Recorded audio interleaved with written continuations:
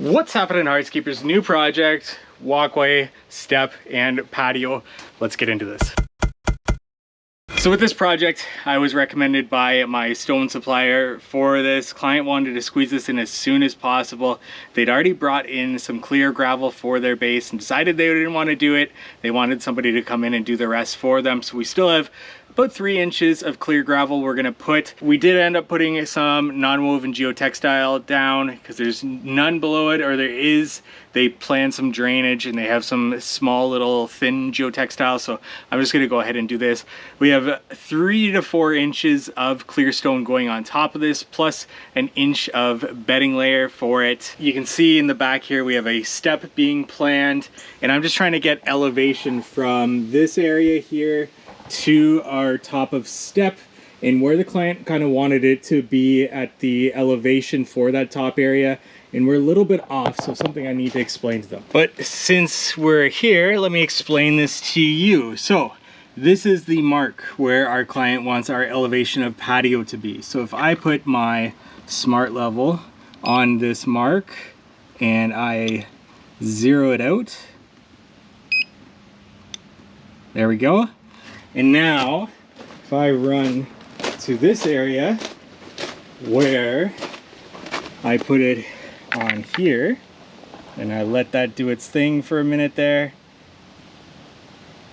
we're about a 6 inches and a quarter. Now that's a good step up for me. Personally, I like to be around 6 inches for steps where we have a long tread on them. If I have a shorter tread, we're gonna go closer to that 8-inch mark. But in this case, we have a really long tread because it's just one step up to one giant patio. So 6 inches is great. Problem with that is, since our fall is, let's just call it 6 inches, that would mean that from the step down to our walkway here would be completely level with our asphalt there. That's a problem because we need a minimum 1/8 of an inch per foot slope. So that means that this is 20 feet from the walkway to the corner of the foundation here where that step is going to come up, which means we actually need to fall 2.5 inches. And 6 1/4 minus 2.5 inches is 3 3/4, which means we need 2 1/4 inches higher than this point for our elevation of patio to give us a 6-inch step down and then a 1/8 of an inch per foot slope to top of asphalt. And that's going to be the game plan here for this. Now, the main reason our client wanted to be there is that this would give them more than enough to be able to come up above their actual conduit here, which is great. But I think they're also planning to have 2 equal step ups onto the deck of about 7 inches based on my measurements here. So what we'll do to get them that is we'll actually slope from the steps towards the deck, but also towards the drainage area here. That way that water's running away from our foundations that we have towards this corner, which is perfect because we'll also slope away from the deck going along here. So basically this area here is our drainage point for this entire patio, and that's how we're going to get matched up to where they likely want it to fall on the deck after I talk to them. Now, in taking on this project, I actually broke one of my rules that I try to stick to. Sometimes I break the rules and sometimes it backfires on me, but that is not to take on a project that has already been started without redoing it completely from scratch. That way I can put our warranty on it that I built the base from the ground up, did the excavation, compacted the subsoil, things that we wouldn't know if somebody did unless we did it ourselves. And that's why I don't usually take on projects that somebody's already started, and I'm not going to redo everything. But I met the client. This was a great referral from somebody that I know well, and I wanted to help in some scenario, and this was a scenario. Client seems great, so I took on this project because of that. Broke my rule, but I think we'll turn out okay on this one. And because I did not quote the project initially, I did not pick out the product, we're going to be installing a product I never install. which would be interesting to see how it goes. And I've always liked the color blend. Not so much the product, not to say anything about, hopefully you didn't see the name of the manufacturer. But we also have the step to build. So these are our step blocks for our step. You can see that they're chamfered on one edge. They are going to sit like this, and the step cap's going to go on top. We're going to prepare some base blocks that we can actually adhere these to, and then of course the caps are going to get glued on top there. And then in addition to that, these caps are going to be used as border stones. I would never do this, but once again, coming in halfway through the project.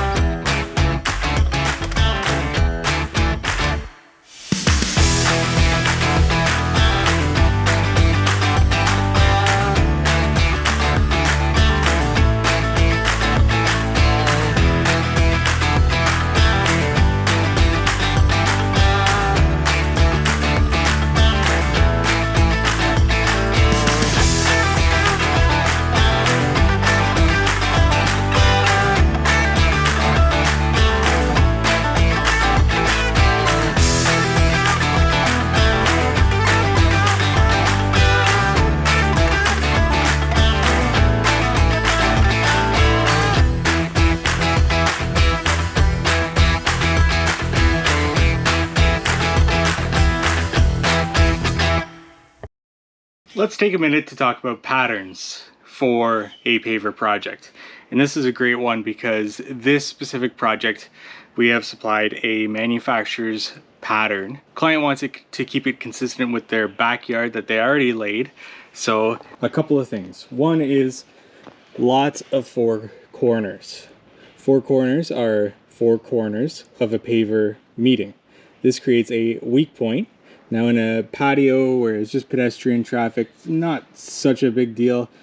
I am not too much of a stickler for four corners, but when there's four corners literally everywhere in the pattern, I don't like that. My eyes get specifically drawn to those areas. Doesn't look good to me. Second thing, and even worse, and this is something that I definitely do not like, are lines.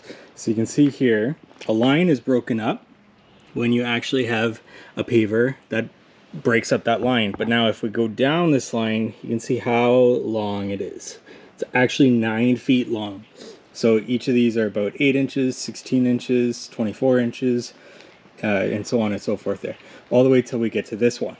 That's a long line. I don't like lines longer than 3.5 feet at max, and this just creates a very weak point. Now there's patterns that are complete straight lines, stack bond, running bond, etc. But that's in the design of it. This is supposed to be a random pattern, and when I see these lines, my eyes are immediately drawn to them, and I don't like it. One thing to note, with this step being level, but with our patio sloping this way, that gets difficult because these pavers essentially need to be level with this step, which means for a couple of feet, they also need to be sloping that way, even though we're level for the most part going along the foundation. So you just need to explain that at this point, there's going to be a slight slope, but as we get more and more gradually over here, this slope is going to be a little bit more aggressive getting around the corner, because whereas these pavers are following a, let's say, 1/4 of an inch per foot slope, from here to here, we are a 1/4 of an inch, we're 2 inches down, and except along the step, we're 0 inches down. So what that means is slight slope here, but it's going to get more and more aggressive until we get to this point where we can blend that slope into one another around this corner. So that means from step cap to this paver, we're 2 inches. From step cap to this paver, we're a 1/4 of an inch. So it's really important to note with that. Everything else though once we hit a certain point, is level across, so we're not running water under the deck, and straight slope towards the grass. Day 4 here, and we have some cuts to finish up along this edge, the downspout, but we completed the cuts around the window well, along here. Still need to do these cuts, especially around those posts, but we did these cuts around the corners and coming along here, and then once again need to finish up these cuts, and then the last cuts we'll have to do are going into the steps. So we still have at least a half a day worth of cuts here. Now when I am marking out these cuts to get these curves, what I'm doing is I take my tape measure and I measure from the window well to the next brick, and in this case it's a straight run for a little bit. So what I'll do is I'll measure, okay, 5.5, I'll make my mark there, I'll measure to the straight run 5.5, and then I'll measure what that distance is, so 4 inches. So I'll make a mark here and I'll make a mark here. This is where my curve starts. So what I'll do is I'll say, okay, let's go from 5 inches from the stone, and what's that distance, because that's going to be a little bit more, so let's say 6 inches there, and then I will go, let's do 8 inches. So 8 inches from there, I'm going to measure from this point up, that is 7 3/4, so I'll make a mark there, and then let's do 10 inches. So 10 inches is there, and that is about 11 inches. And I'll continue this, and I'll have a bunch of marks plotted out on my stone that I can then run a line for that curve, and then I'll take my saw and I'll cut it, put it in place. Usually it's pretty good. Sometimes I have to give it a second trim just to be able to get it to fit, but that's essentially what I do. Straighter runs are much easier. Curves are going to be a little bit more difficult. Same thing with these corners, same idea that I'm doing here.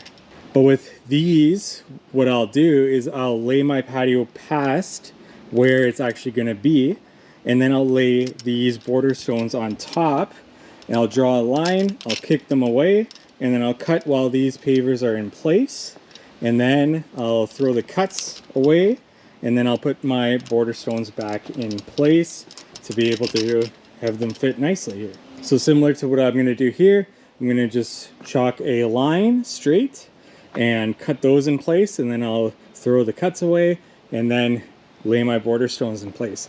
One thing that you can do, sometimes you'll get some broken pieces that are on the pallets.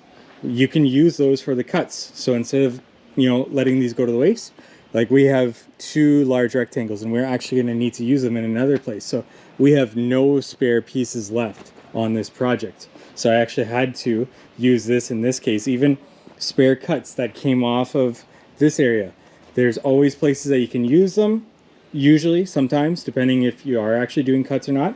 So those go in place, and my line is going to be perfect that I can actually use those. So use the broken pieces if you can. And in that case, if you do have a layer or 2 left over, you can return that and get some money back, as opposed to having a broken layer. You can't return that. Plus, I used to work for a supplier. If we can use a broken piece and it makes sense, might as well, because our supplier can't resell that.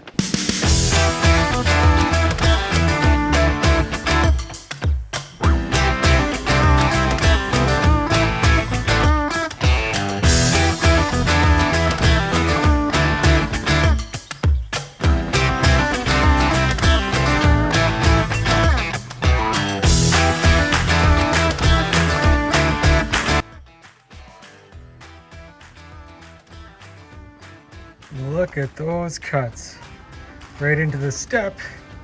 We've got our walkway all the way to our patio.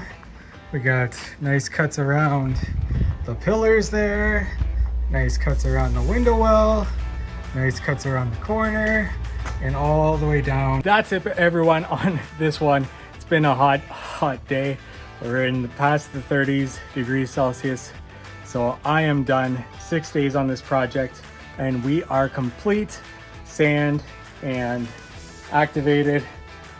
I'm gonna go home and rest. Hope this video's helped you in some way. If it has, please give it a like, comment below any questions that you have, and subscribe to this YouTube channel for more hardscaping content like this.